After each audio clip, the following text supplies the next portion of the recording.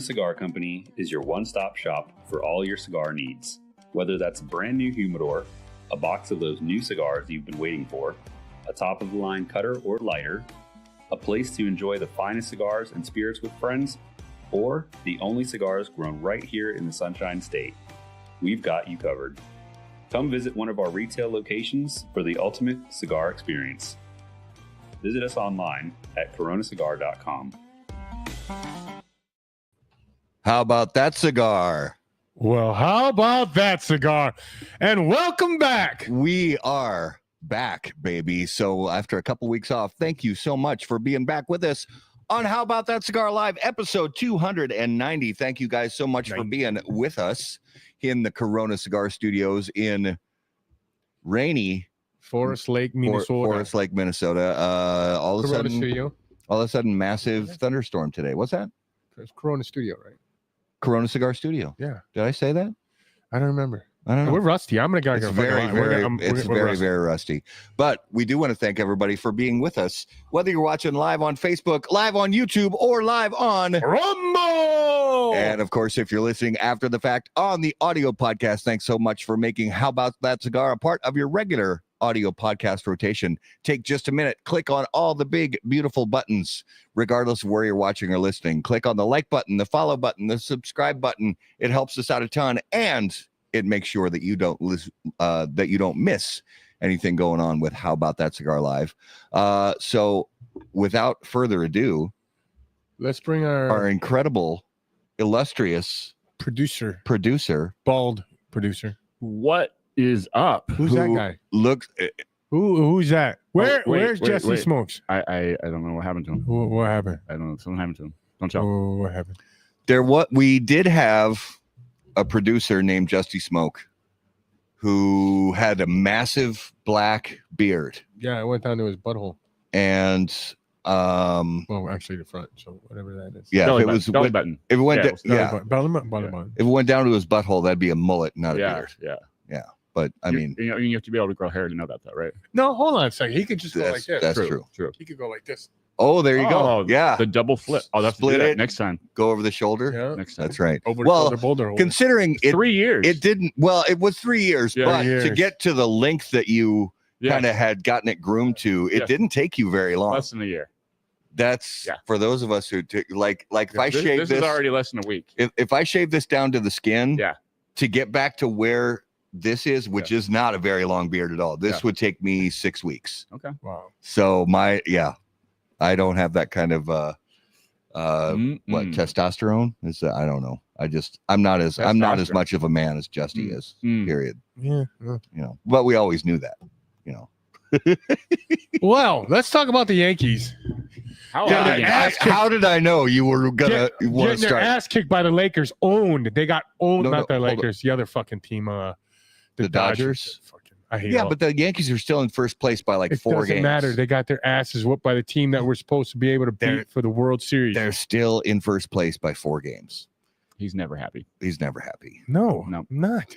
But it's a long season. It's June. It's June 2nd. It's those games that count, though. Oh, is Yeah, it? I don't those know games about that. Count. That's I where don't his know. head's at. Yeah. I see it. I see it. that? You just gotta get a playoff spot. They can beat the which- Twins all the time. It's not even a They challenge. do beat the Twins all the It's not time. even a challenge. They have to beat that upper top echelon teams. Those Well, teams that are up there. I know. Speaking of the Twins, They're looking, they look they solid. started off horrible, Mm-hmm. and then so while we were on Hiatus. hiatus for 2 weeks, not having How About That Cigar Live, last time we had a show, the Twins had just won 8 straight games. They went on to put up a 13 game winning streak. Wow.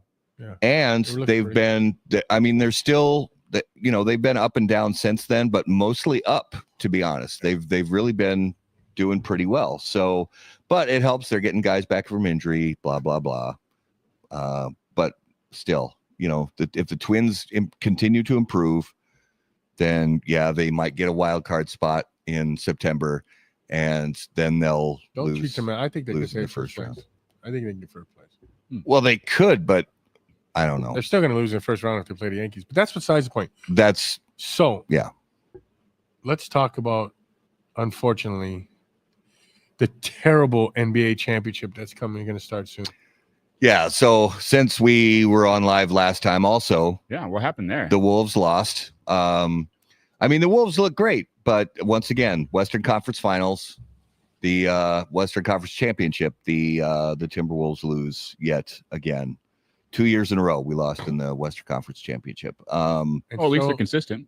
They are consistent. Yeah. they gave us a good year. They gave us a great playoff run. They knocked out LeBron, which that would have been enough for me right there. Yeah, The goat of flopping. He's a feigning goat. That's what he is. Feigning goat. I'm not. By the way, I'm not a fan. while I was down in Kansas City, we went down this weekend to Kansas City. Mhm. Nice. I don't drink, but I was thinking I could drink this town under. It's possible. I don't know. There's a lot of drinkers in Kansas City. I could have drunk all of them under. I'd have came out of retirement just for that. No, that place is fucking cool. No, Kansas City's really Andy nice. is kidding. I like It's it a cool. lot. So yeah, sorry. I got NBA distracted. Finals. a sleeper. Oklahoma City Thunder and the Indiana Pacers. Now, do I think the Pacers have a chance? Absolutely not. No. Will they maybe win one game? Maybe. Maybe. I have a soft spot for the Pacers because I grew up in Indiana, but do I think they stand a snowball's chance No. now? Absolutely not.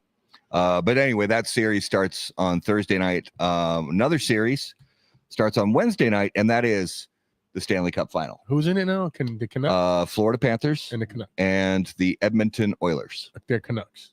No. Canadian team.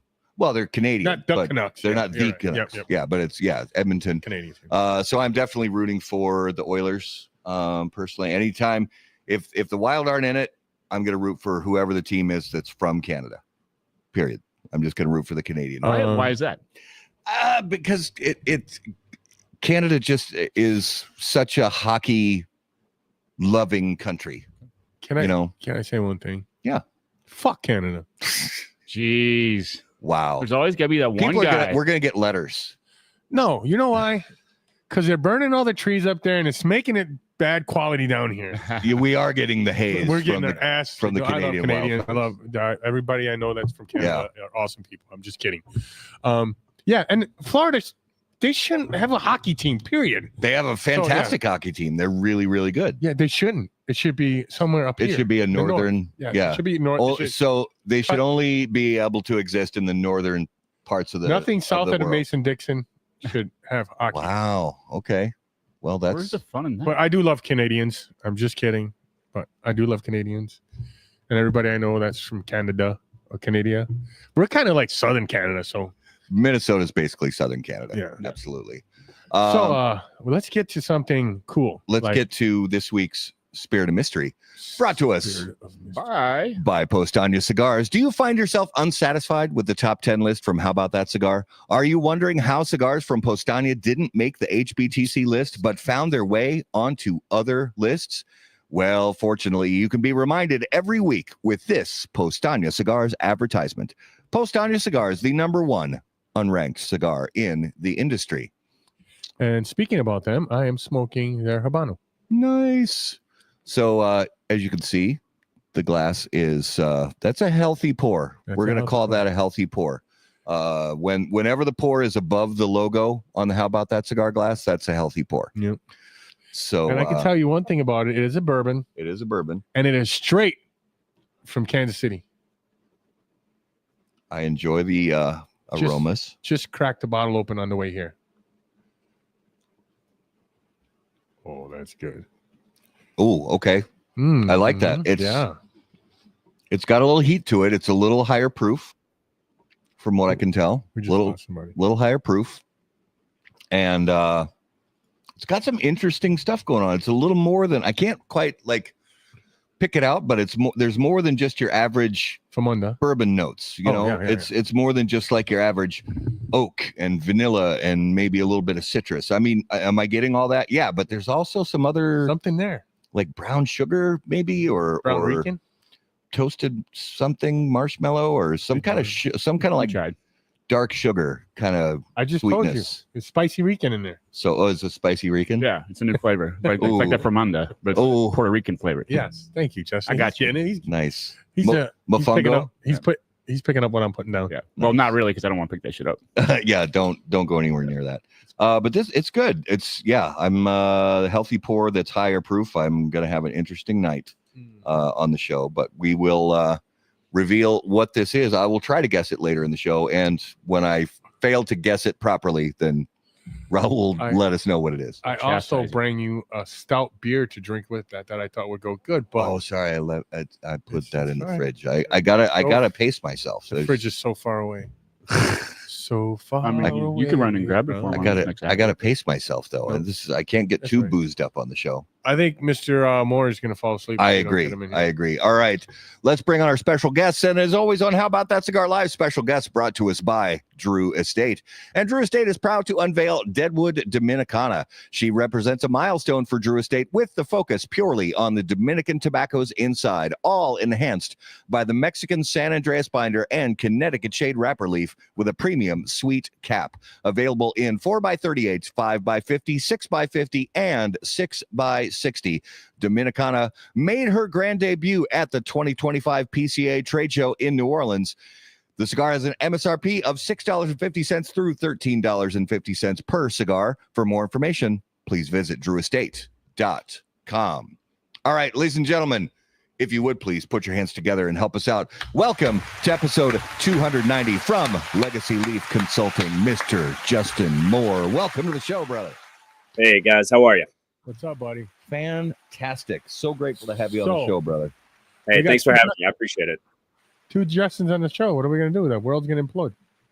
Oh boy. I think 2's always better than 1. Yeah. That's right. I think we can figure this out. We can better than 1 nut. All of us in our brain power can figure out how to make sure we know which Justin we're talking to. And before we get started, because our producer is Justy Smoke. Yes. Oh. And our guest is Justin. Yes. There we go. We got problem solved. See? We can move to the next level. This is why I make the big bucks, ladies and gentlemen. And before Raul loses it, Daniel Lance wants to say, Raul, hope you're feeling better today. It was great to see you. It's great seeing you too, brother. I think it was the powdered Tylenol that fucked me up. Oh, hold on. You weren't supposed to snort it, Raul. Hold on. The powdered Tylenol. Right. I think that messed me up, brother. But it was great seeing you. Thank you for your hospitality in Kansas City. And yeah. I'm looking forward to the new Churchill that comes out soon. Me too. So, all right. Who are you? What do you do? And I love your haircut. Justin, let's start out with where are you at least we're good. Yeah. Where are you broadcasting from? And where are you broadcasting from? And what are you smoking and drinking with us on the show tonight? Yeah, I am tonight unexpectedly broadcasting from Southern Virginia, my parents' house.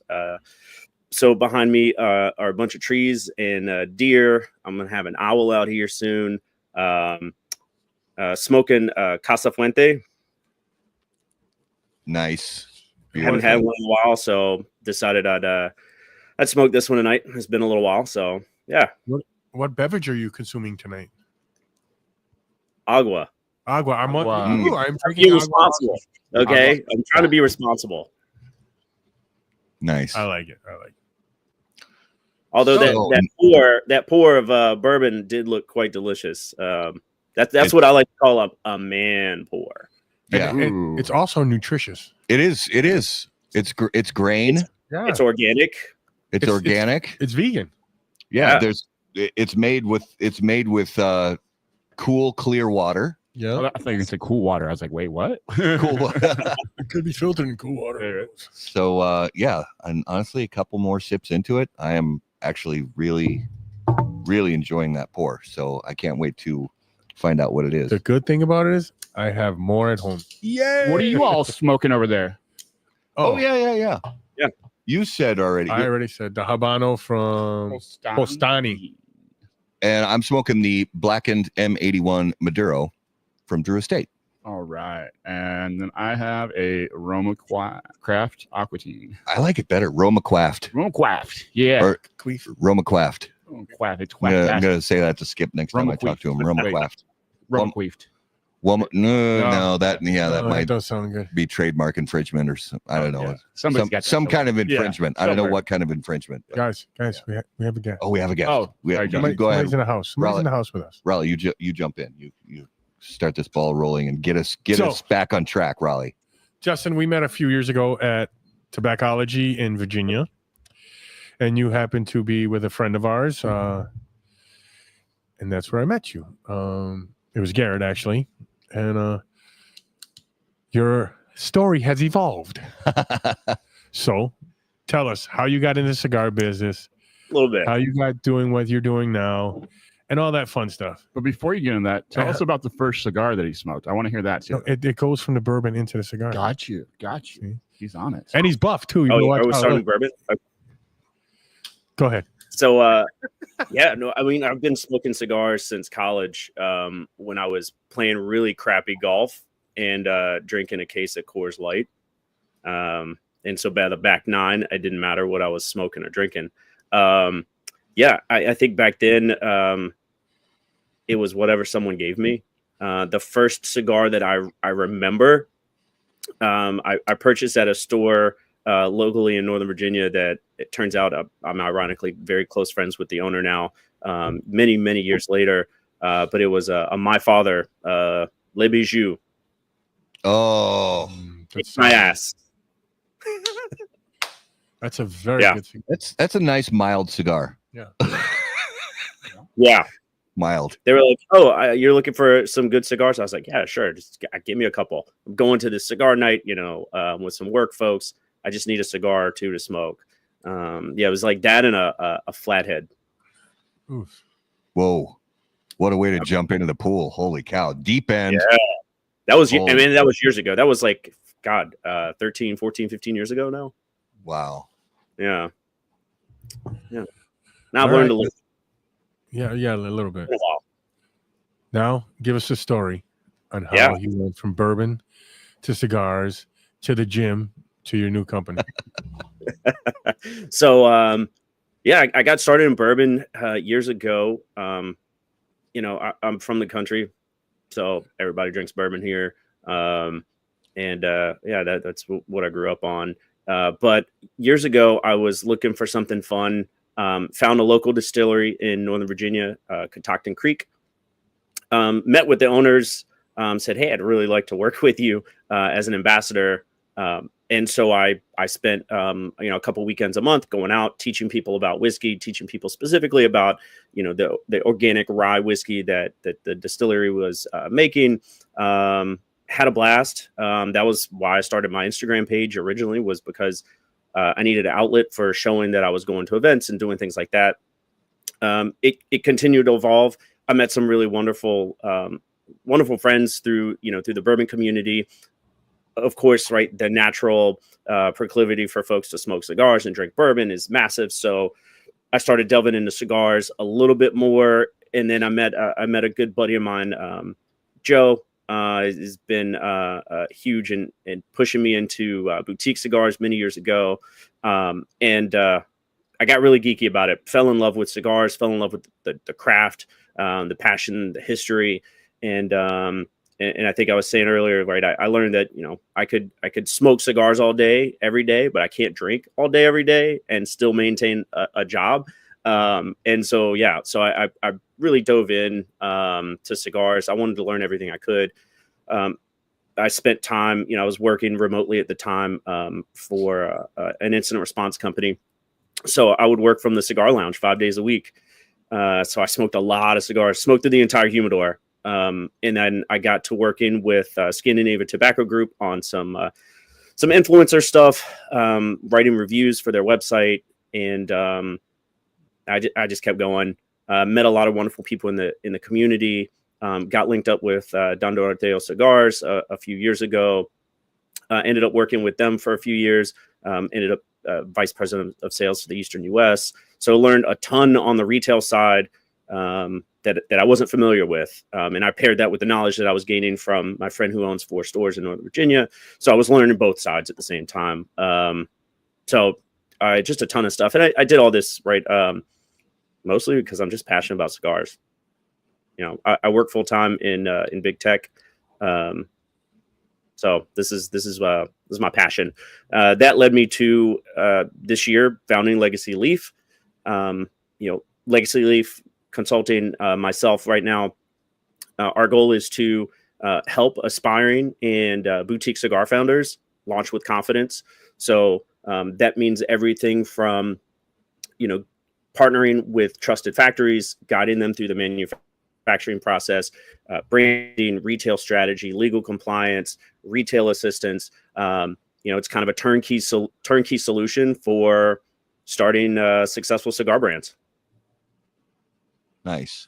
So I'm a dork that's got a lot of money.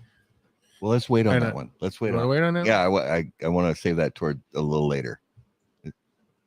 Okay. If you have a lot of, I'm going to give you my Venmo, my Cash App. You just fire off as much money as you want. Well, if you're just trying to get rid of money.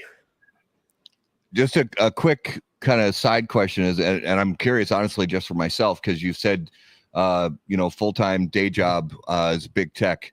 And I'm just curious because I also work in technology, just kind of what segment of technology, you don't have to name the company, but what's like part of technology do you mostly deal with?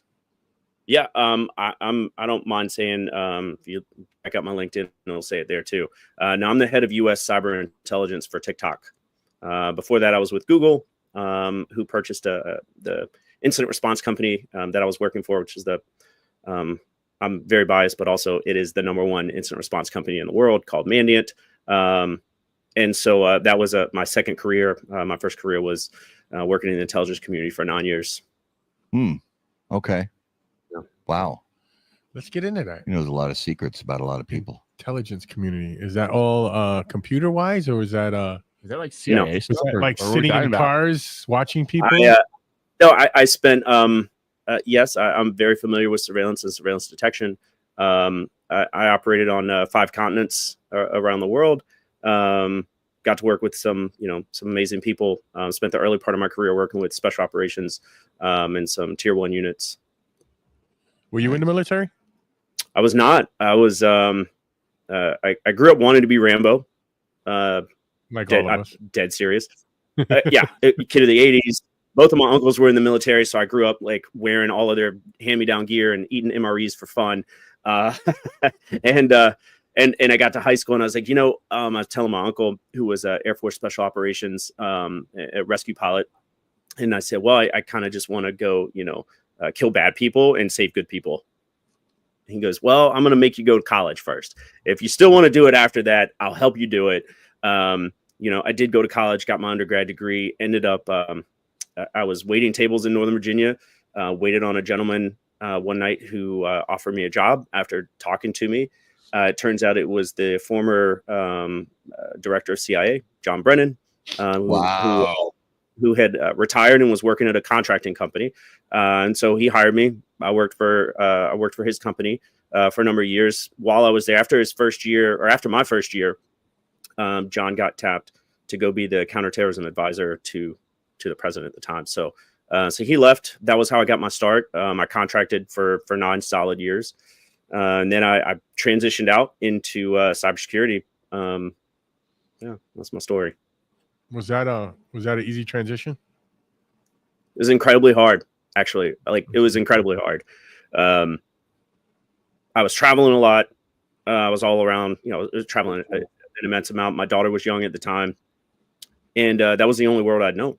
And so then it was like, hey, I'm going to go to this company, and I kid you not, the first 6 months, I thought I was in over my head. They were talking about the business jargon. I'm like, man, I don't know what you guys are talking about right now. Like, this is not like my forte. I was working with, I was in a client-facing position. I was working with a bunch of Fortune 200 companies, basically interacting with their CISOs who had our managed defense service. So it was leading them through incident response and through minor compromises of their networks, trying to help them bolster their security programs. And then I moved into what's called the team's it's advanced practices. It's the technical team that does all of the technical attribution for nation state attackers. So that was what I did for a number of years before pivoting into more crisis communications for cyber incidents. And now a year and a half at building the program at TikTok. Nice. I've been on TikTok once or twice. It's kind of cool. I'm actually not even on it, actually. I'm like one of the only people at the company who's not on the app. It's like, Right. It's not my thing. I think I'm too old or something. Like, I don't fully get it. And, like, I've been on Instagram for so long that I just kind of stick to that. It's too much, too much work.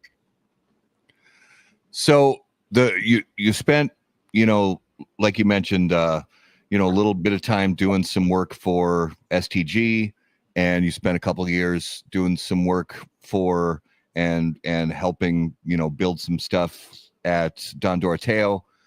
What made you decide, okay, I want to start something of my own, but I don't want it to be like an actual cigar brand. I want to be the service company that helps people build something. I want to be the guy with the strings in the background. Yeah. I mean, I'm really good at being the guy in the shadows. And I enjoy helping people. It's just it's something I've always enjoyed. I enjoy the process of navigating situations that are unknown or complicated for others. So I felt, with I've been very fortunate in the community to have met so many great people. A lot of folks who own their own cigar brands. I saw all of the when they come in, and I thought, I think I can help folks. Like, there are a lot of. I've also spent thousands of hours in cigar lounges around the country, and I don't think I've ever been to a lounge where I haven't heard, or hey, I kind of want to make my own cigars, or it'd be really cool to start my own cigar brand. And I know some folks through the Instagram community I've known for years who we've had this conversation, and they're like, I don't know where to start, I don't know what to do. When I came up with the idea, I ran it by a close friend of mine who I trust, who's in the community. Said, man, this is awesome. Like, this would have helped me. And I got the same kind of validation when I went to PCA. I guess that was 2 months ago now. And folks were like, man, this would have saved me hundreds of thousands in money. It would have saved me time and stress. So I thought, man, I guess I'm onto something. So yeah. Nice. So now that's a great segue. I want to go through the scenario. He just pitched you a nice one there. He did. Yeah. So I'm a rich brat who just started smoking cigars. I'm in the lounge with you, and I'm like, wow, it'd be cool to have my own brand, to have my own. Or it could be a working class guy who's been smoking cigars for a long time. There are a lot of those. Yeah, I have my 401k. I just cashed out. Yeah. I've got some money. Got some money For whatever reason. Let's fucking do this. And he comes to you and he says, I want to start my own cigar brand, and I want to contract you to help me through the process and to make me a badass mofo in the cigar business. So take just, and obviously it's really intricate and granular, and we know that it's super complex, but like us, because we meet people all the time that, at the shops or at an event or something like that, man, how cool would it be to have my own cigar brand and stuff like that. And so, when that process starts with you and a new client starting a brand from the ground up, from scratch, give us like the Cliff Notes version of the steps that you take them through to get them into from concept to their first boxes shipping to retailers. Sure. First thing I do is I got to verify that they're serious, and then I kind of got to scare them a little bit. I've professionalized the process. So yeah, I've got documentation, market sheets. I've got an immense amount of market research, and I want to tell them very clearly, you're not going to be a millionaire tomorrow. This is about passion. It's not like this kind of like, unless you have an immense amount of money and you really don't care, it's going to take an immense amount of work. And there's some, I have some wonderful friends in the community who own brands. Those guys are constantly on the road, right? It is a full-time job. If you decide to go the route where you want to set it up and let it run itself because you have 8 401ks that you've cashed in, that's great as well. And then I just run you step by step, right? We're going to find what are our initial timelines? Who are the factories we want to work with? I've got some trusted partners already in manufacturing that I'm super excited about working with. But that also includes things like, I've got box companies, branding companies. I've got marketing, distribution, and I can also help on the retail side for placement and strategy with retailers as well. So helping them understand that whole process, exactly how long it takes, and helping them understand the process of manufacturing as well, and also determining how involved do they want to be. They want to go and try a couple samples and just pick one, throw a band on it, say, hey, this is my cigar, or they want to be really intimately involved in the process, right? Where, you're taking months to a year or so to really hone in the blend that you're really interested in, that exemplifies, right, the brand that you want to build. So really just walking them through the details, step by step. Do you ask them at all about how long you've been smoking? How much do you know about cigars? Do you maybe even give them a school how to, you got to make sure. You have to educate, but it's a conversation, right? Like we're going to sit down and we're going to talk. Like, why are you interested in this? What's your goal? Right. I mean, kind of business 101, like, why do you want to do this? Right. If you've been smoking for 6 months, you might want to think about it, unless you have a ton of money. Understanding that there's a lot of allure, right, in the cigar industry, especially for consumers who don't know the inside. And so it's kind of pulling back the curtain a little bit to let them know it's still hard work, right? Building a business in anywhere, in any industry is very difficult. But I'm here to guide you through that if you're serious about it. Yeah. So because there's a lot of reputational impact, right, for myself, because I can't have anybody coming in and like, yeah, I want to do this thing kind of half-assed, right? Because when I call a factory that I'm working with and I say, hey, I've got someone who I want to work with, right? They're ready to go, and then they pull out, or they're not serious, or they're difficult. That makes me look bad, right? Sure. And I don't want to burden people who I trust in the industry with that, because it just wouldn't be me. I have too much integrity. I like to do things the right way. Yeah. So I have a few $1 million, and I say, I want you to start my company out for me. I want you to help me pick my blends, and then I want you to run it for me. And I just want to be the face. What do you say to that? Let's go. Fuck me, pay me. Fuck it, pay me. Yeah, let's go. We can do this. I think the guys, that I meet in the cigar lounge who are like, we're kind of interested. They don't have that kind of capital or liquid. But yeah, if you have a ton of money and you want to work, man, we can knock it out. But we can get rolling. Yeah, so I'll take you to DR. I'll take you to Nicaragua, right? Wherever we're going, Costa Rica, and we'll get going. Yeah, it's so easy. Like, realistically, and obviously every scenario is going to be different, and every all that, but kind of like,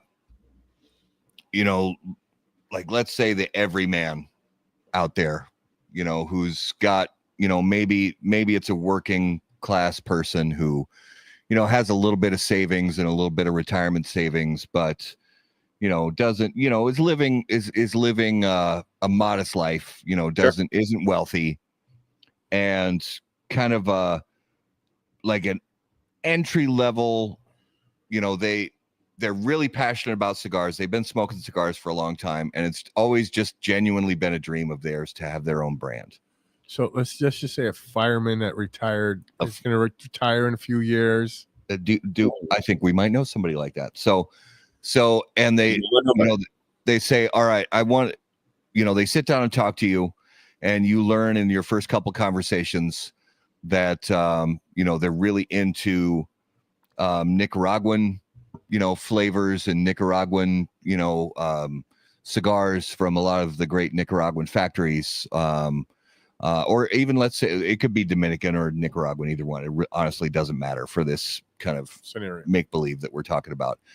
And he says, could we start with literally one blend and 3 sizes to go, to hit the ground running, 1 blend, 3 sizes, and, boxes, bands, branding, social media, and all that. And I realize this is kind of an open scenario, but ballpark, what's somebody going to need to bring to the table to cover your costs, manufacturing costs, and startup costs to get 1 blend, 3 sizes into 10 shops to start with? It's a good number. I like that number. He froze. That was a great question. It depends. So certain factories, right, that I work with can handle more moderate sized orders. If you're looking, and so it's all about scaling. If you are, my goal is to help you. So if we need to piecemeal it and schedule it out, right, so you have enough money to cover everything, right, then that's just about forecasting and running the numbers and making sure that you're taken care of, right? Because the last thing I want to do is have someone come in, blow their entire 401k that they've cashed in the first year, and not understand that you still have an obligation to those 10 stores and the additional stores, right, that you want to be in the next year, to continue producing and manufacturing ahead of schedule, so that way you can meet orders. So it just depends. It depends on the blend. It depends on how much we want to, like, box size. We're doing 20 count, 24 count, 10 count, and then of course vitolas, and then the blend itself, right? So are we talking, a $12 stick retail, or are we talking a $20 stick? It just depends. That range varies so much. It depends. Are we going out of Nicaragua, or are we going out of Dominican? That changes it. So I hate to say it just depends. No, I think you start small, like for the my goal when I started this was very much for the everyday kind of guy who's like, I'm really passionate about this. I do want to do it. I'm not rich, right? But I can do this. And I want to do it, and I want to do it well. And I don't have to, I'm not looking for, 100% ROI in the first year, right? There's a lot of, like, making sure that you mitigate expectations at all times. We start small and say, hey, you know what? We're going to release 1 vitola now based on how much money you have. And we have to factor in boxes, rings, shipping, distribution, all of the manufacturing costs, and then getting into 10 stores, right? That's not easy to do. It does take time, especially if you haven't been in the industry. Now you're creating all these new relationships with retailers. So that I'm always like, it just depends. And so I don't like to put a price tag on it, because it's more of a nuanced conversation based on what you're looking for, right? Some folks really love Nicaraguan, and they don't want to go to Dominican, or they don't want to go to Costa Rica, right? That's exactly what they want. Well, that changes the calculus. Yeah. Well, and those first, you hear this with so many different product categories, from cigars to bourbons to, micro brews and so many other product categories, that the first 100 accounts are a super, super steep hill.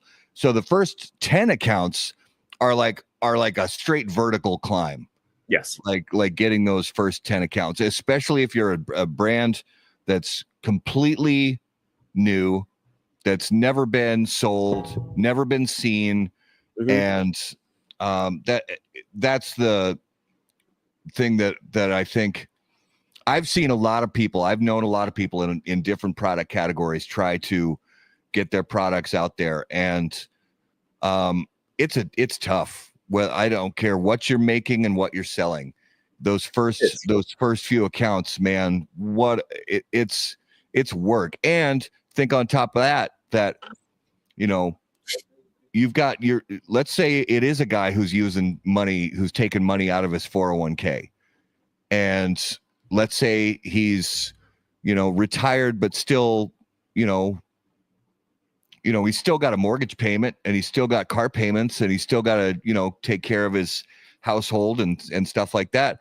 He's not going to be drawing a paycheck for a while because you're not working for an employer. You are your own employer. And starting out, it's tough, and you're not going to be drawing a salary. And you've got to figure out, okay, how am I going to pay my bills and my mortgage and medical bills and whatever else for the first who knows how many years while I'm getting this project off the ground. Greg Freeze had a cigar out for what, 6 years now? 5-6 years? 5 years, I think. And he's just finally starting to get money. Yeah. He's finally starting to get, Yeah. It's and he hustles his ass off. He does. Yeah. Even people who put in just 80 hours a week and 50 weeks on the road. It's a grind. It's a grind. Yeah. I watch folks, Brandon over at Apostate, right? Brandon's on the road constantly, but he's killing it, but it takes so much effort, right? So like, if you want to be successful and it does depend, right, on your vision for the brand. I've had some really great cigars out there. They don't do marketing. They're in a few shops here and there, but they're phenomenal cigars. But there's also the realization that to take it to the next level, you basically are going to be on the road. Yeah. Like all the time. And that is what it takes if that's how you want to do it. It's also like, I've got some friends that have recently started their own brand, but they've both been in the retail industry for like 30 years, combined. So, right. They know, like, they have the connections, they understand retail. They understand, pricing strategies. They understand, shelf space. They understand how to work with a retailer. I went, I spent a good amount of time working with retailers, with Don D, on the East Coast. I did events, launch events, cutting lights, things like that. There's a lot more to it that folks aren't like that. Like you said, that first 100 accounts are really hard. I mean, the first 10 are incredibly difficult. Once you get them, it's such a celebration. You're like, yeah, well, I got one, You're like, now who's next, right? You got to keep moving. So helping them understand, like, I think there's a lot of misconceptions about what it takes to launch a cigar successfully. Yeah. There are a lot of ways to trip up, right? There are a lot of angles that people haven't considered.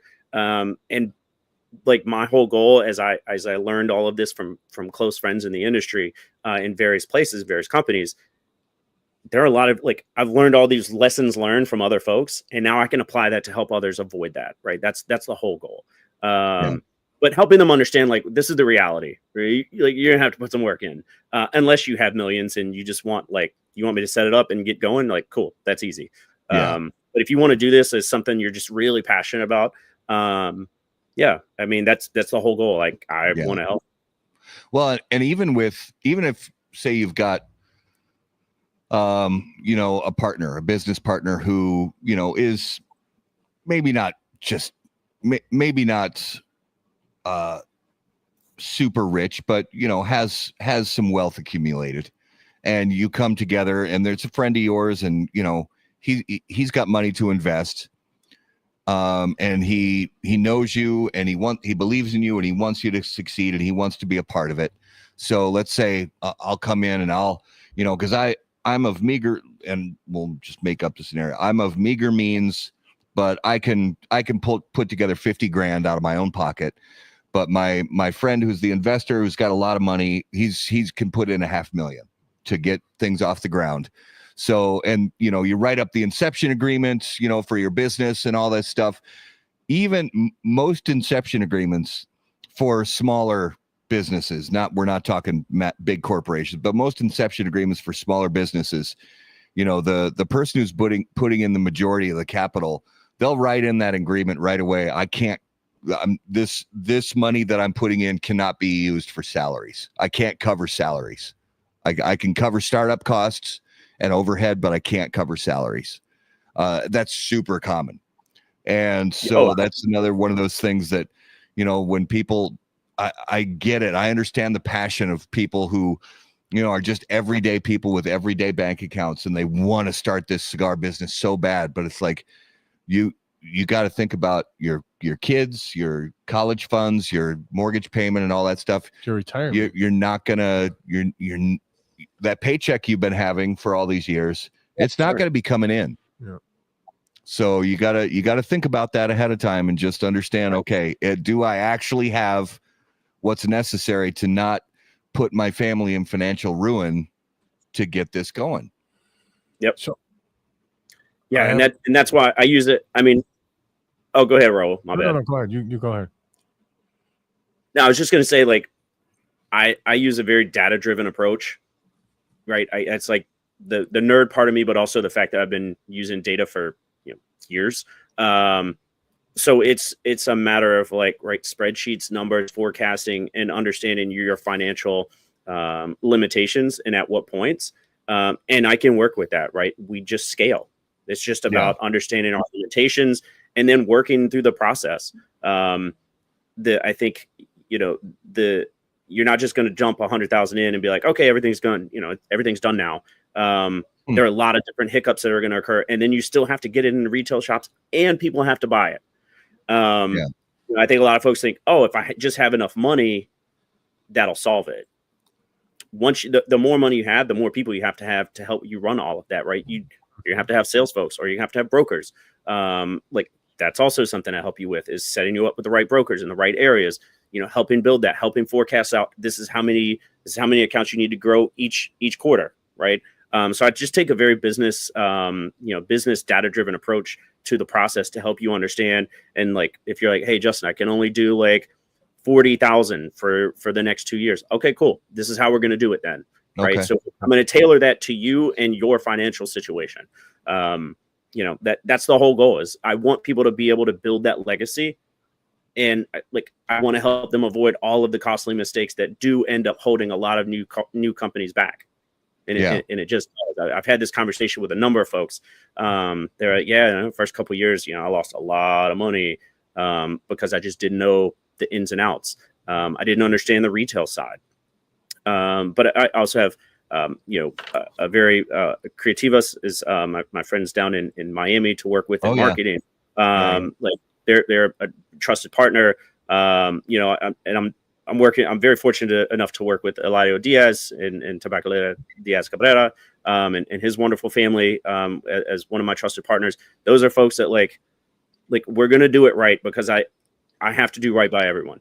Like this is the way I was raised, this is the way I move.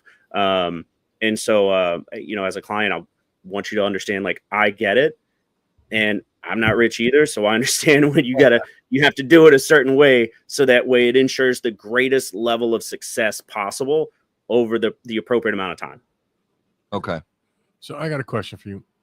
Of course, that's what we're here for. But let's say I got 20, 30 grand, and I don't want to go big. I don't want to get a bunch of shops. I got one shop I want to go into, but I want my cigar to be phenomenal. Just as a matter of fact, I might not even want to go into stores. I just want to get my cigars for me and my friends that I can hand out. Can you help me with that too? Yes. That's actually another vertical that I recently started building out, was that, cool, you want to do like short orders as our small batch orders, right? Mm-hmm. Like you go to, like, you're not going to call, TJ over at Aganorsa and get like 7,000 cigars. Right. Like that's not going to happen. So like, and I wouldn't bring that to him. So I'm working with other manufacturers to set up these, set up agreements where we can do small batch cigars. Like you want to do something for your company, or you want to do something for, how about that cigar? Yeah, that's the whole goal of that, is that not everyone wants to launch an entire brand, but there are also a ton of people I meet all the time who are like, yeah, like kind of like be cool to have my own cigar. I want to give it out to friends, or I want to do it for business reasons, right? I meet with clients around the world constantly, and I like to gift them things. I love gifting them cigars, but I think it'd be even cooler if I had my company name on it. Yeah, absolutely, we can do that. See, that's nice. what I'm talking about. So then another aspect of what you do, and this is, I mean, as fascinated as I am by, starting something from the ground up, I also know, I mean, we've all seen it over the years. And again, this goes into multiple different product categories, but specifically for you and the premium cigar space, companies out there that are already underway, they've maybe already even been in, 100 shops, maybe more, been around for a few years, but there's just a few hurdles that they just can't seem to find their way to get over, or obstacles that they, can't figure out. So for you, how do you help somebody when they come to you and say things are going okay for my cigar company that's been around for X and 5 years? Let's just make up 5 years. Sure. And these are the things that I just cannot seem to get dialed in. How do you then what do you identify with those companies that are underway and doing all right, but just not quite getting over? How do you take them to the next level? Exactly. Yeah. How do I level up? Yeah, Yep. absolutely. That's a group that I absolutely want to work with. Some of that requires very honest conversations. We need to explore your blends. How are the blends? How do they market to different portions of the demographic? Like, who is the demographic that you're targeting? Are you targeting the everyday $10 cigar smoker? Are you targeting a large portion? Are you just targeting the high end market, right? And I've got data sheets to share with clients, right? Like, hey, this is what you're looking at. And if you need to go back to the drawing board, that's the advice, right? We need to go back to the drawing board and explore other options. Maybe you need to expand, right? Maybe you need to bring on a broker. Maybe you need to bring on 7 brokers. Maybe you need to bring on one salesperson who can do this full time. Or you need to rethink your branding strategy. Maybe it doesn't resonate with folks. Understanding people is massive, right? So if you're not understanding your market and the demographic, then you're missing. Like that's absolutely key. Know your audience, right? It's huge. So it's just taking into account all of the variables, and then re-strategizing, right? My goal is to help, even if that requires me to be radically transparent with you and say, well, your product's not great. It's good. It's not great. How do we make it great? Right? Do we go to a different factory? Do we change the blend? Like, I'm happy to help you go do that. I'm happy to bring in people who can help do that. Fortunate enough to have enough, really good friends in the industry that I can count on. If it's not me, it just depends. It depends on that variable. Have you put too much money into it? Are your margins not correct, or not advantageous for the business? Are they holding you back? And then what things are holding you back? Are you getting reorders, once or twice a quarter? If not, we need to explore where that retail shop is, who the retailer is. Are they pushing your product? If not, how do we change that? Do we need to look at marketing, right? Do we need to do some big marketing? So really just all of the variables. It's comprehensive. That's the goal. Is to really, I like get them moving in the right direction. Sometimes I think it's also wonderful when someone in an entrepreneur's position, right, that allows themselves to rethink what they've thought was working. So that if someone does show up and say, hey, like I really need to level up, I'm stuck, that's the greatest sign that someone is willing to do what it takes which means they are open to my suggestions. And so once they get there and they're open to hearing it, yeah, we can absolutely do that.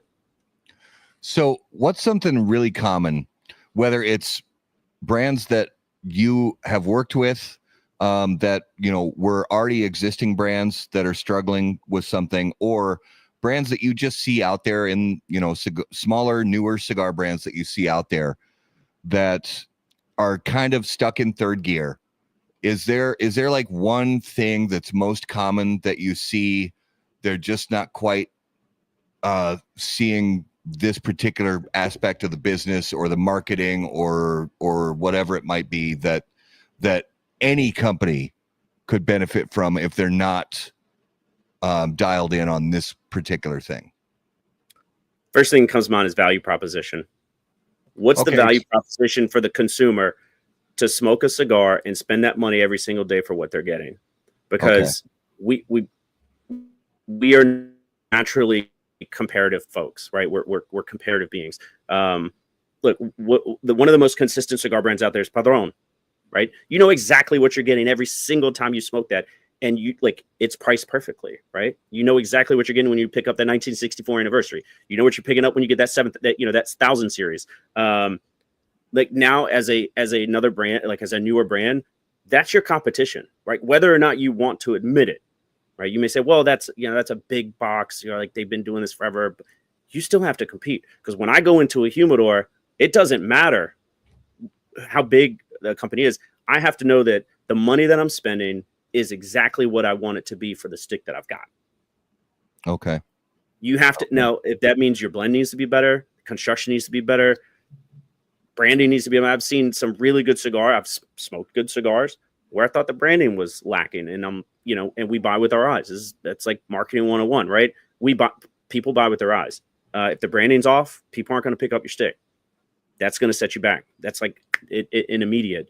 But I think people don't understand the kind of the hard numbers of demographic of cigar smokers, how much they're willing to spend, what those margins are in the different tiers, and understand that that's your competition, right? If I'm spending, $17 or $18 for a T52, and you have a broadleaf that you want to push for $18, it's got to be as good or better as that other cigar.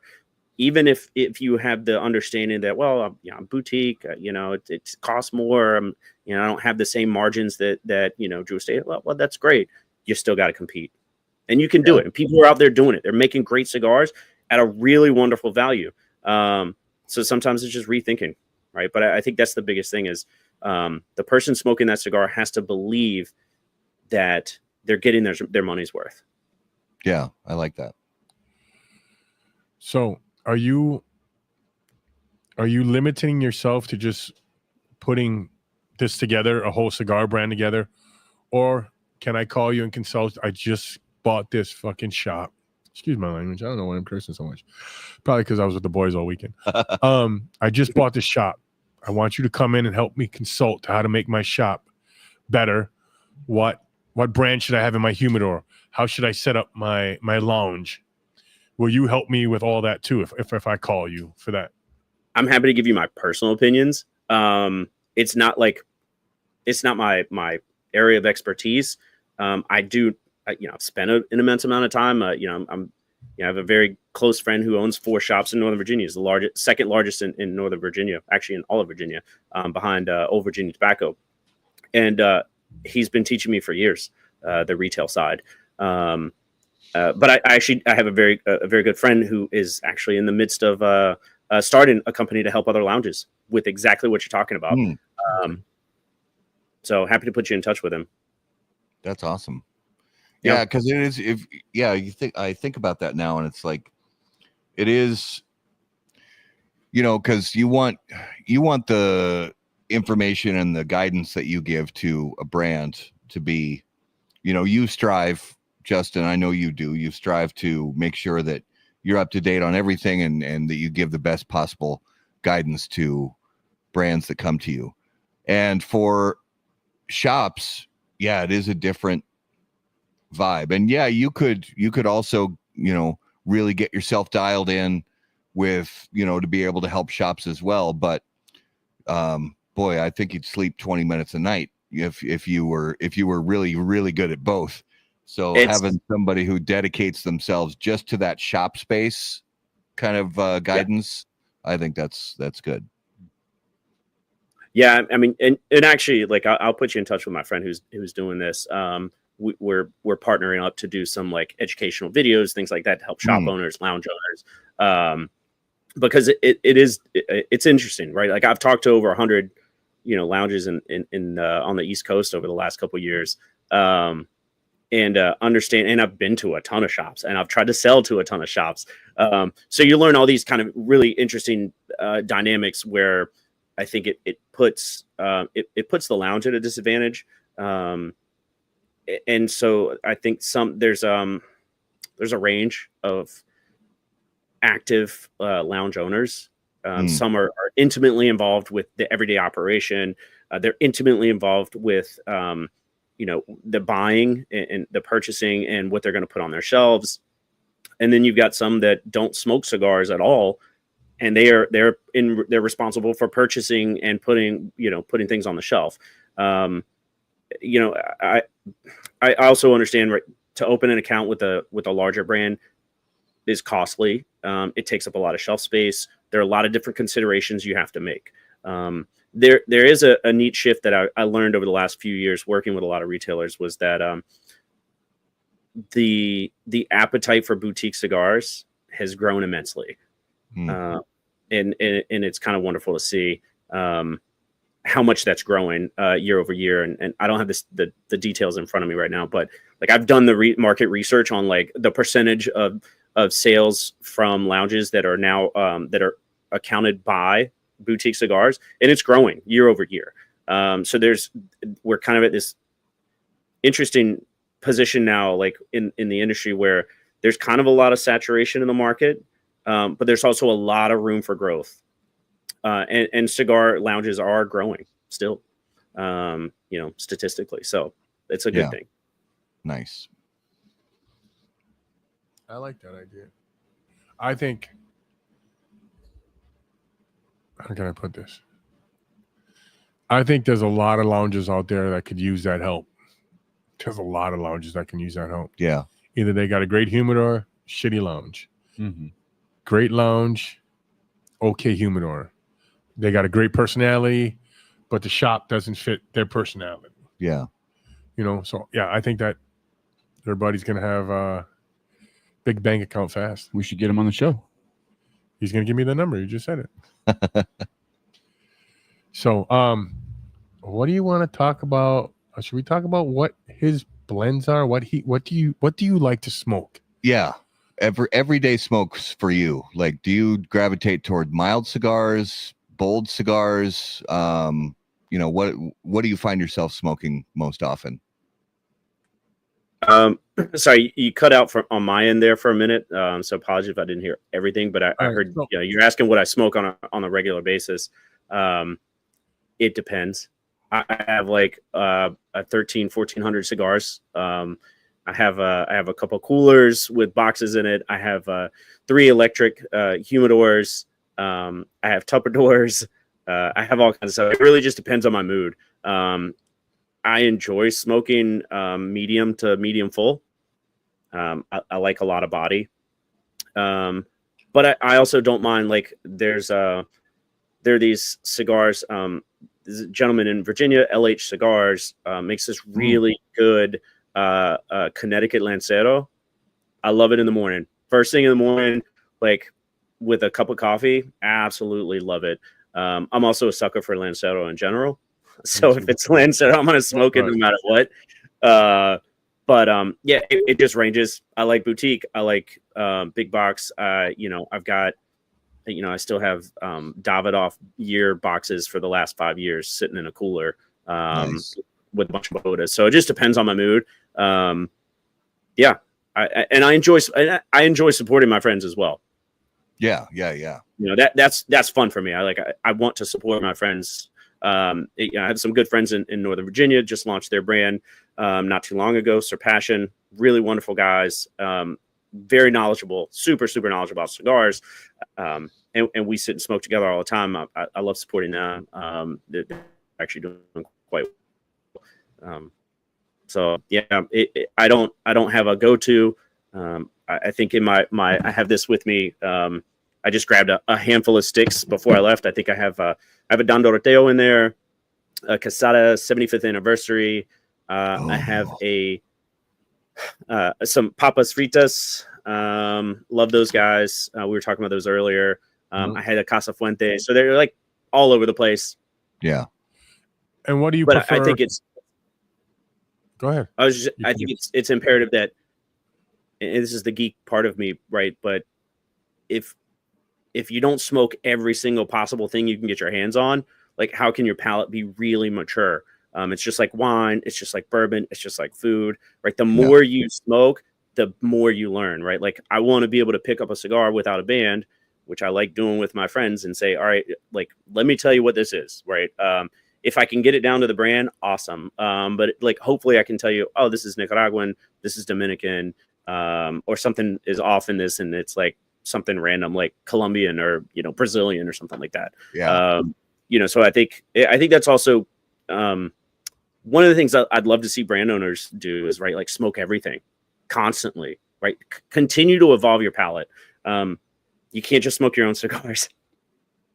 That's for absolute true. And we'll talk about this kind of later in the show, but we do kind of talk about that with all our guests each week. And it's rare that we get a brand owner who doesn't also smoke stuff from other brands, but it happens. It happens, from time to time. And I, quietly, we don't bash him on the show for it, but quietly, I'm like, really, you don't ever smoke anything that's not that you don't make? It's, I don't know. I just find it a little strange, but is what it is. What do you find yourself pairing with most of your cigars? Is it depending on if it's Kinetic, you're drinking coffee? If it's Maduro, you are drinking bourbon. What do you find yourself pairing most of your cigars with? Oh, he froze. Oh, we'll give it a second for everything to come back to life here. Come on, buddy. Come back to us. Stay away from the light. What's Facebook look like? Are we still alive? Yeah, we're still alive, I think. Yeah, we're alive. Hello. He messaged us in the private chat. I said he froze. He'll be right back. No. So until we get him back, after these messages, let's get him back. Until we get him back, let's just talk about the cigar and barbecue scene down in Kansas City. There we go. Here we go. Back. We'll talk about that later because I know you've been down there a few times. So what do you find yourself pairing your cigars with? If it's a Connecticut, do you like coffee in the morning? If it's a Maduro, do you like bourbon? I'm mostly water, but what do you like pairing your cigars with? Hello? I don't know if you can hear us yet. Can you hear us? Oh boy. Oh, that's all right. We'll get it figured out. Okay. So, until we get him back again. So Kansas City. Oh, he's back. Sorry, guys. All right. No, that's all right. I think. All right. Third time's a charm.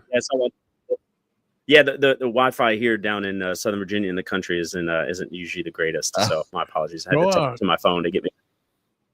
Go move that deer around. Make sure you get it. Get the deer the right spot. Yeah, you got to point the rack on that deer in just the right direction to get that Wi-Fi. They're actually 25 feet from me right now, out in my dad's garden. I love it. I love it. So for the third time, it's a charm. Yeah, there we go. What do you like pairing your cigars with? Man. All right. So this one gets complicated for myself. And a lot of bourbon folks hate it when I say this.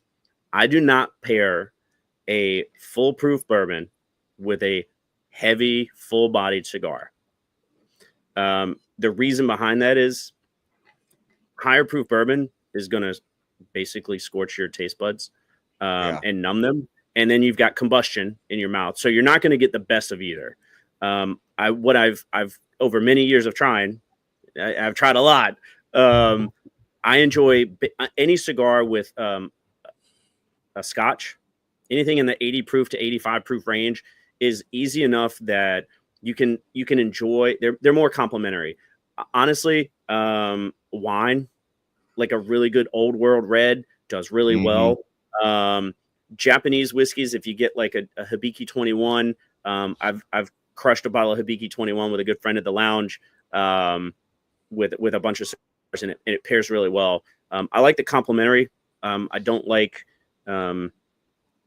it's not something I do too often, just because I find that my taste buds are pretty fried from the bourbon. And that's because I usually only drink cask proof bourbon. So anything over 115 is the only thing I drink. So it doesn't lend itself to having an enjoyable cigar experience as well. And if I weren't as geeky about cigars and really wanted to taste every single note in the cigar, then I really wouldn't care. I guess it's because I'm a nerd or a purist or whatever you want to call it. Okay, nice. Is it So I'm wondering, is it time? Do you think it's time? I think it's time.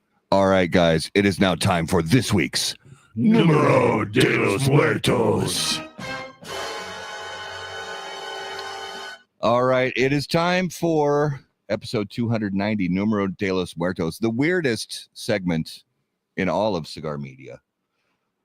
So, Justin, here's the deal.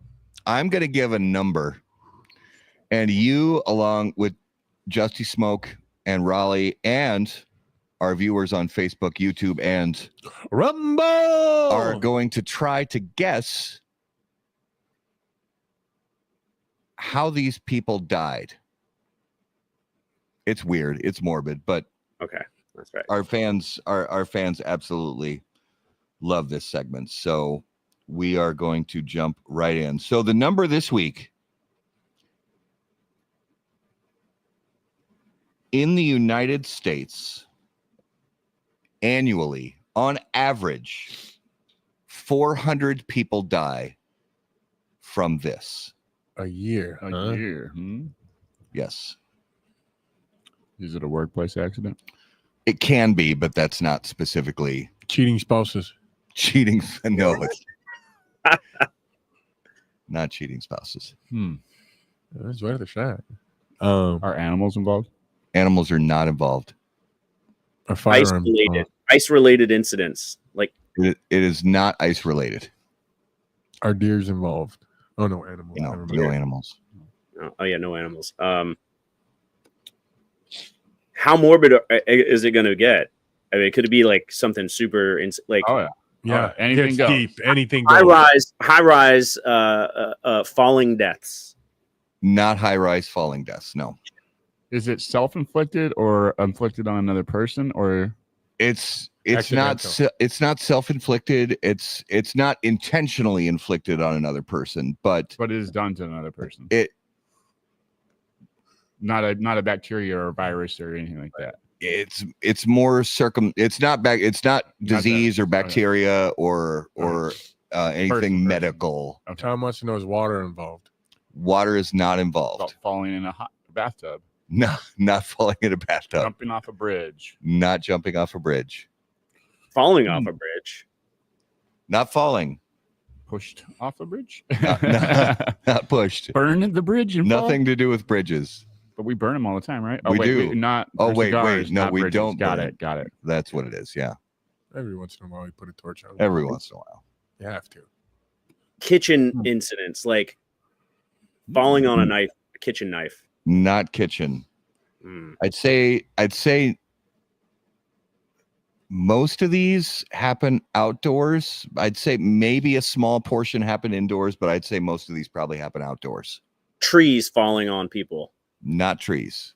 Is it something falling on somebody? Yeah. It is not something falling on somebody. Okay. People dying from pickleball. Not Or pickleball. being Is too it good at sports pickleball. related at all? It's not sports related. No. There's alcohol involved. No. Is this entertainment? Not entertainment. No. Overdose from ibuprofen. Ooh, Oh, no. But I like that. Gonna have to note that one put that down. in my notebook. Daniel. Cars involved. Cars, Vehicles are involved. like four-wheeled vehicles. Any wheeled vehicles. So is this on the road? Land, Falling asleep at the wheel. on land. But is it on a road, like a car, or Could be on a road. Could be. could be HBTC. in the middle of a field? Could be. Okay. It's not falling asleep at the wheel. Not falling asleep at the wheel. DWI. Not DWI. Flipping down the stairs. Sinkhole. No, not slip. We're specifically looking, not sinkholes. Okay. We're specifically these are vehicle related. Vehicle related. Bro, I would imagine you'd know more, like, as a firefighter, like you handle a lot of those I'm calls. thinking. Yeah. Yeah. It's usually stupidity crashing into stupidity. But sorry. Running into trees, inanimate objects. Nope.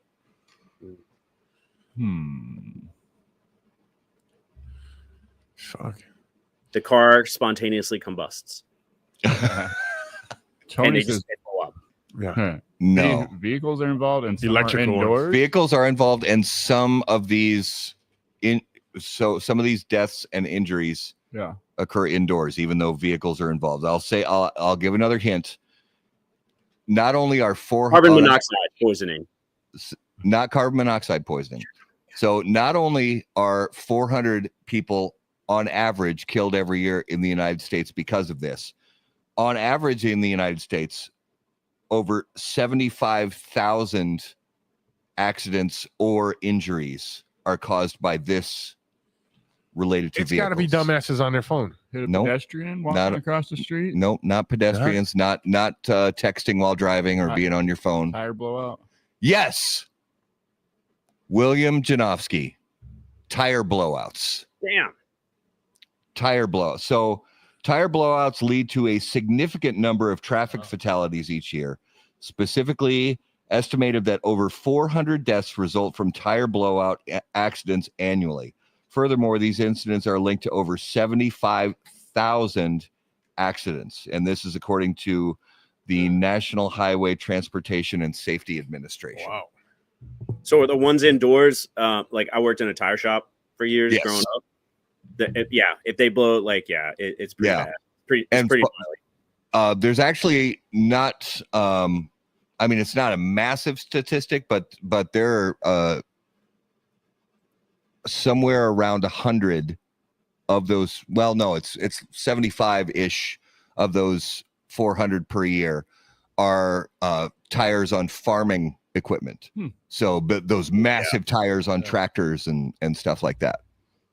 Wow. So we had a gnarly one a few years ago where semi tire came off, bounced across the medium, and hit the guy right here. And while he was driving his windshield, and crushed him and killed him.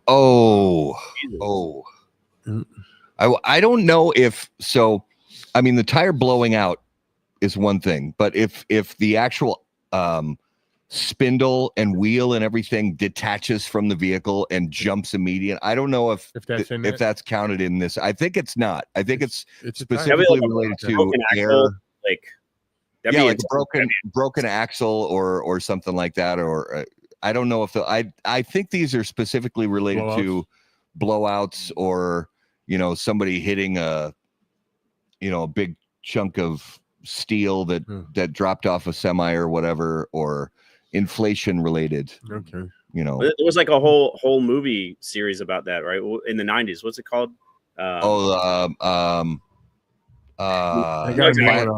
Final Destination. Final Destination. Yeah. Where the logging truck, they're driving behind the logging truck. Ooh. Yeah. There was actually, because of that movie in the 90s, it still scares me when I'm behind a log truck. I'm like, nope, I got to get around this thing. Oh, see, William knows he drives a semi, so he's seen it.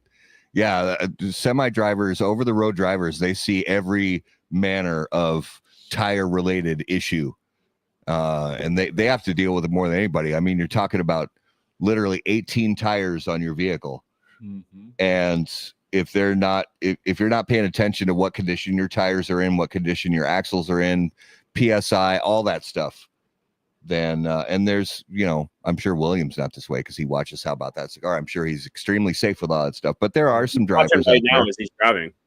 Yeah, he's watching. Through Oklahoma. We recommend listening to How About That Yeah. Cigar when you drive down the road, and you can watch it when you get to where you're going. Don't hold your it's phone up like this. Yeah, it's best to listen to the audio podcast version while you're behind the wheel. Definitely safest. Oh, So that was this week's Numero de los Muertos. All right, it is time to reveal this week's Spirit of Mystery, brought to us by Postine Cigars. And there's still a fair amount of spirit in this glass. I've consumed quite a bit of it as well. I have to say I'm really enjoying this bourbon. I don't think it's like cask strength. I don't think it's barrel proof. I'm gonna put this somewhere between. I mean, it's a little warm. I'm gonna put this somewhere between like 112 to 120. It's got a little bit of spice to it, so it feels like there might be, a little bit more rye in the mash, but I'm not completely sure. But I'm really getting this interesting kind of it's rubber from that nipple is what Tony says. Yeah. What are you saying? I'm not drinking fast enough. You need a nipple for that. There's a Exactly. lot of bourbon in this Exactly. glass before. I think I've done all right. Thank you very much. There's some interesting kind of flavor going on in there. It's not like the cinnamon that you get from the Amburana wood, but it's kind of there's some unique sort of herbal spice thing going on that I can't quite put my finger on, but it's enjoyable. It's 101 proof. 101. Okay, it tastes hotter than 101. Not, but okay, I'm gonna, just because the only distillery that's in Kansas City that my wife and I visited last summer, 2 summers ago, summer of 2003,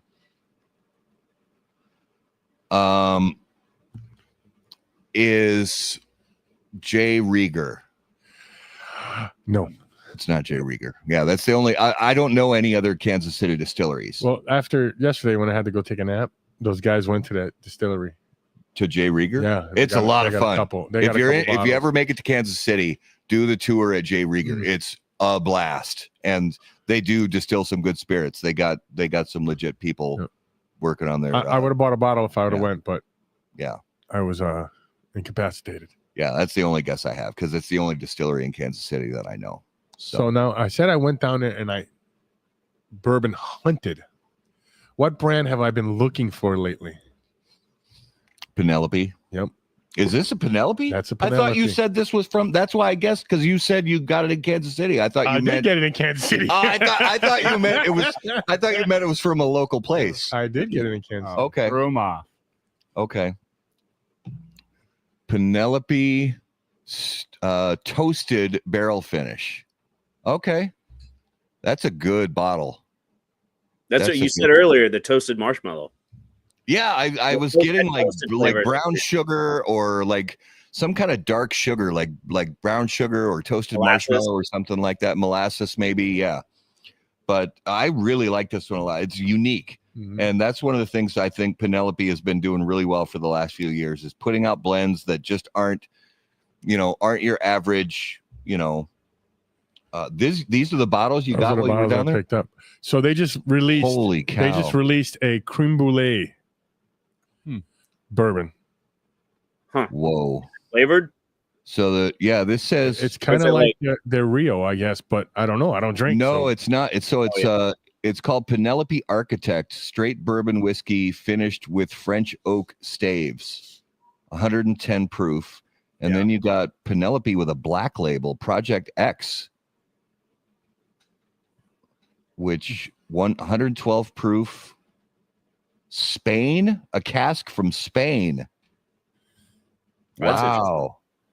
And then this one that I'm drinking, the toasted, and then you got the Russell's single barrel, Russell's Reserve. Is that the rye because it's green? Yeah. Kentucky Straight Rye.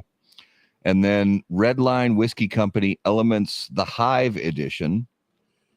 And that barrel? is it is somehow a honey barrel and a Amarano barrel. Okay. Interesting. If you want some really good finishes, Starlight out of Indiana, I've done Yes. a number of barrel picks there. I bought like 6 or 7 barrels there. Phenomenal finishing. Really, the Huber family is like amazing. It's cool to go out there. Like the farm has been in operation since the 70s. It was originally a winery. So like they do some really, really cool stuff out there. I actually have one of their ones they did with Amarana. Me too. What? Yeah, we did 2 Amarana picks. Yeah. And then you've got the Weller Big Boy. Of course, the Big Boy bottle of Weller, Green classic label? Green Label Weller. Yeah. And then the Penelope Rio, which, this is the one. So the Penelope Rio straight bourbon whiskey finished in honey and Amburana double cask finish, Cooper series,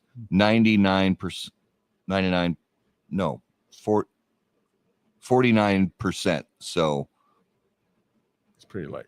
It's not super strong, but that's man, you got some good bottles. That's the first time I went on a trip and spent more on booze than I did on cigars. Oof. Yeah. I agree with Tony Corey. Looking forward to poker night even more now. So yeah, I cannot wait. Those Amburana finishes are actually really good with a cigar. Oh yes. Like depending on which one you get, like I've had a couple that are phenomenal. Yeah. Those I actually do enjoy. Like the flavors are complementary. They don't compete, they complement. And it's mostly a cinnamon kind of flavor, right? That's what I get from it. Yeah. So I have a RD1 one that has it, and what was the other one that had? You got a barrel. You got a barrel, and don't you also have the Penelope Amburana? That's it right there, the Rio. Oh, I thought you had it before. No, I never had it. Okay. I love it. Yeah, those are really good cigar. All right, let's jump into the lightning round, brought to us by J.C. Newman Cigar Company, America's oldest family-owned premium cigar maker, creators of the popular Brick House, Perla Del Mar, Diamond Crown, and The American. J.C. Newman Cigar Company operates out of their 114-year-old El Reloj cigar factory in historic Cigar City, Tampa, Florida. For more information on their cigars or their visitor experience, please visit jcnewman.com. All right. So, Justin, if you were about to get into a fight, what would your soundtrack music be? Not a cyber fight, a good old fisticuff. An actual fight. Yeah, Rocky. Yeah, theme song from Rocky. But honestly, I think it's the most popular answer, and you can't go wrong with the theme song from Rocky. No, I mean, Eye of the Tiger makes me want to like go crazy. So it's like a great lifting song too. Yes. I'm pumped. Although I haven't lifted in a couple years. What do you mean you've been lifting that glass all night? Yeah, I've been lifting it. All right, so I know you don't eat fast food much, but what is the most overrated and underrated fast food franchise out there? I mean, McDonald's, overrated, underrated. Five Guys. I know West Coasters are gonna say like, "Oh, it's In-N-Out, it's the best." No. I actually think Five Guys in comparison is underrated. All right. I can get on board with that. Yeah. If you like greasy fries. Oh, their fries are.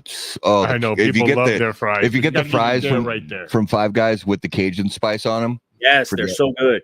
Forget about it. Yeah. Yes. I'll eat a bag of those and take a nap. But you have to eat it there. You can't bring it home. No, you got to eat it there. You got to eat it fresh. Don't get it DoorDash to you. Yeah. Like the bag is greasy. Like all the grease has left the fries. It's in the bottom of the bag now. Yeah, you definitely fresh. Yes. Justin. All right, Justin. That was a West Coaster. There you go. The zombies are coming. You get to pick 3 people from the cigar industry to be on your zombie apocalypse survival squad. Who do you pick and why? Okay, I'm definitely going with Juan Lugo, my man from Don Mateo, because we've both done enough stuff and we both have guns. There you go. Allegedly. I heard about it on Graham. Shit.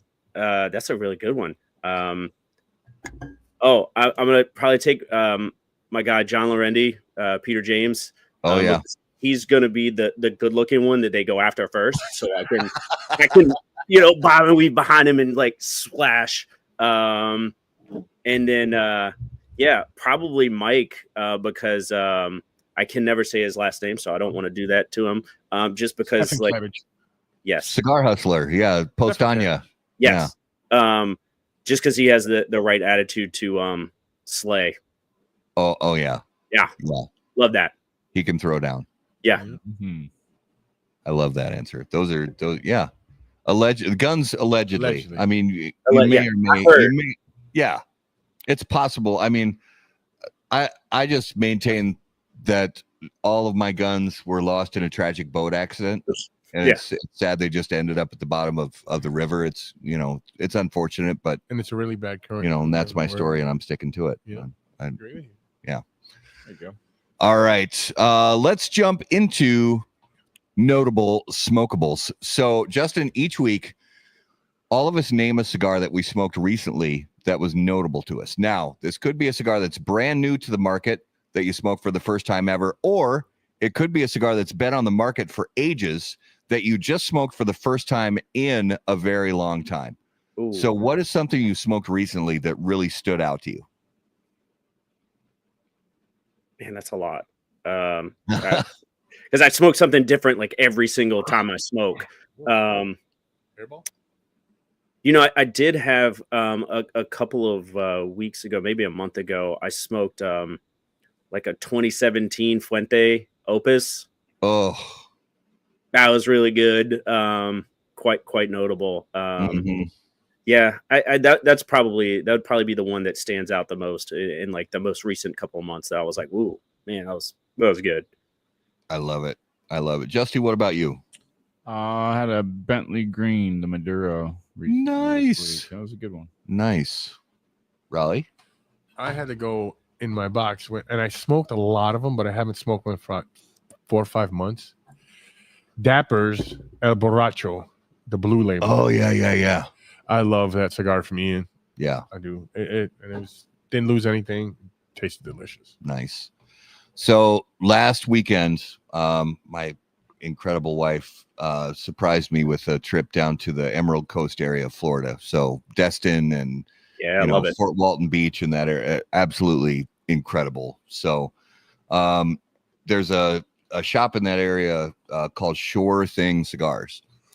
And she and I stopped in there and sat down and, she smokes cigars like once a year, and she said, let's each grab a short cigar and we'll sit down and have a cocktail and a cigar.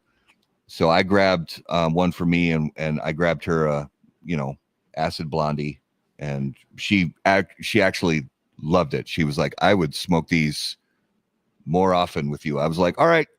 And then I ended up buying 2 boxes of them. But for myself, I grabbed a short, the little like petite Corona of the Davidoff Grand Cru. Solid. And we sat there each and enjoyed a cocktail and talked to the ladies working in the shop and had an absolute blast for 40 minutes, and then moved on with our day and kept exploring the area. But really cool shop if you're in that area, and I'm working on and hopefully getting one of the owners on the show for Hidden Gems one of these days. But really, if you're in that Destin area, not far from Destin at all, it's kind of in the seaside area, not far from the beach at all, and tons of cool little shops right next to it as well. So but yeah, that Davidoff Grand Cru, I mean, give me a break. It's delicious. And sitting next to my wife, she's enjoying a cigar. Well, she's also enjoying a cigar and a drink in your hand. And you just can't beat it. That's a great experience. Yeah. All right. So coming attractions. So next week, I was down in Kansas City this weekend, and we found a shop called The Shop. What a great name. I'm sorry, but it's so simple, but what a fun name for a shop. It's called The Shop. I love it. So we met Mike Simmons, the owner, retired law enforcement, and we sat in the shop and we were like, it's got a solid humidor, but what he's done with the atmosphere, it's always jazz, playing in the background. He's got his whole setup. His couches are all facing each other, so it's like a circle. Each section, you're not lined up. It's so you can. It's all conversational. Yeah. It's all conversation. It's all the build community. He's got a private lounge in the basement. He's been doing this 2.5 years now.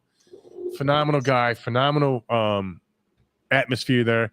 And on the weekends, he has jazz players come in. Oh, I love opens it. the doors. It was one of the best experiences I've had in a lounge almost ever, I think. And the 3 guys that I was with we were all blown away with it.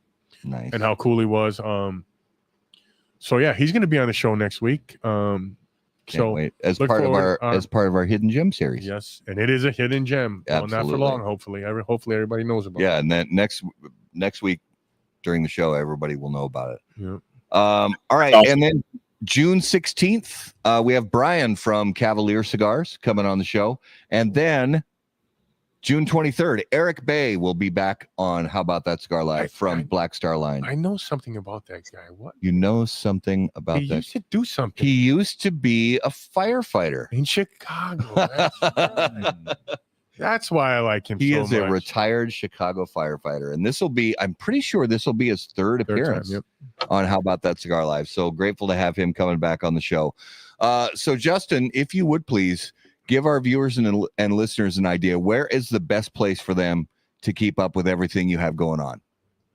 Yeah, website is legacyleafco.com. Legacy Leaf on Legacy Leaf Co on Instagram. My normal Instagram, Justin_neat. Any of the above, or just call somebody and ask for that guy Justin who smokes cigars and drinks bourbon. Or maybe hit up TikTok. I don't know if you want. I'm not on there, but like, call me, hey, I need that Justin guy. Like, yeah, just complain to TikTok corporate, and the message will get to you somehow. It'll get to me. I'll get someone to flag it for me. Or try to pull some cyber shenanigans with TikTok, and it'll definitely go to Justin. I'll find you. Well, brother, we cannot thank you enough for being on the show. Thank you so much for giving us your Monday evening and telling us about everything you've been working on. And we wish you all the best, brother. Thank you.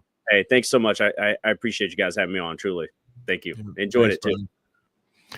All right, viewers and listeners, thank you guys so much for being the best part of How About That Cigar Live. We are so grateful to be back on the air after a long hiatus. Finally. So for those of you watching live on Facebook, YouTube, and Rumble, thank you so much for watching us. And if you would please make sure to click on all of the big, beautiful buttons, the like button, the follow button, the subscribe button, so you don't miss anything that we have going on. And of course, for the wonderful audio podcast listeners, thanks for listening to us while you drive down the road, while you work out, whatever it is you do when you listen to your favorite audio podcast. Thanks for making us a part of it. If you have questions for us, you can email us on the website, howaboutthatcigar.com. Be sure to follow us on all of your favorite social media. You will find us at HBT Cigar. And of course, until we see you guys next time, burn cigars, not bridges. Thanks, guys.